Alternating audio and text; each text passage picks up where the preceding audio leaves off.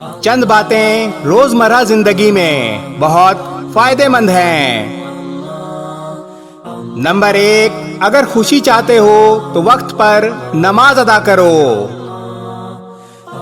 Number 2، اگر چہرے کو پر رونق بنانا چاہتے ہو تو تہجد پڑھو۔ نمبر 3، اگر دل کا سکون چاہتے ہو تو قرآن پاک کی تلاوت کرو۔